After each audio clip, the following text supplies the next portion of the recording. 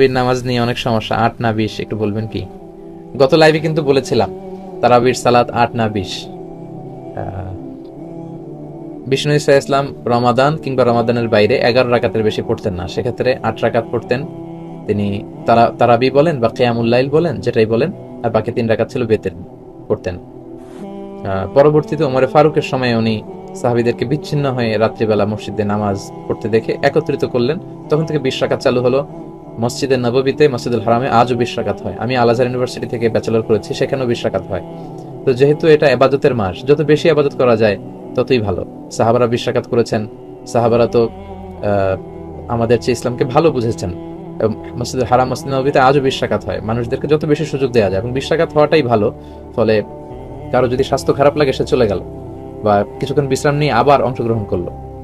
8 রাকাত হলে যেটা হয়, খুব অল্প সময়ে শেষ হয়ে গেল, ফলে অনেকে হয়তো বঞ্চিত হতে পারে। 20 রাকাতই চালু থাক, যার যতটুকু সুযোগ হয় পড়বেন, ফ্লেক্সিবিলিটি আছে। 8 রাকাত 20 রাকাত, এখানে আমি বলেছিলাম সম্মানিত ভাইয়েরা, কোয়ান্টিটি ধর্তব্য না, মানে কয় রাকাত এটা বেশি গুরুত্বপূর্ণ, গুরুত্বপূর্ণ কোয়ালিটি, কত ধীরস্থির ভাবে, কত স্মুথলি আপনি পড়ছেন। আলহামদুলিল্লাহ, আমি তো মালয়েশিয়াতে তারাবি পড়ি, কত চমৎকার ধীরস্থির ভাবে যে তারা পড়ে। মিশরে তারাবি পড়েছি, কত ধীরস্থির ভাবে পড়ে। হেরেম শরীফে কত ধীরস্থির ভাবে পড়ে। আপনারা দেশে 8 না 20 যারা আমার আলোচনা পছন্দ করেন, আমি তাদেরকে দাবির জায়গা থেকে বলবো, 8 না 20 তারা কেউ এ নিয়ে তর্ক করবেন না। আমার আলোচনা যারা পছন্দ করেন, ইসলামকে যারা পছন্দ করেন, তাদেরকে আমি বলবো, ইয়াং যুবক সমাজ যারা আছো, 8 20 এগুলো আমি তোমাদের মুখে শুনতে চাই না।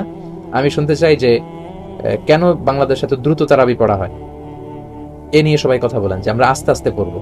আমরা সারা বছর ব্যস্ত থাকি, রমাদানে একটু আমরা দাঁড়িয়ে আল্লাহর সামনে কতটুকু দাঁড়িয়ে থাকা যায় এই অভ্যাসটা আমরা করার চেষ্টা করবো।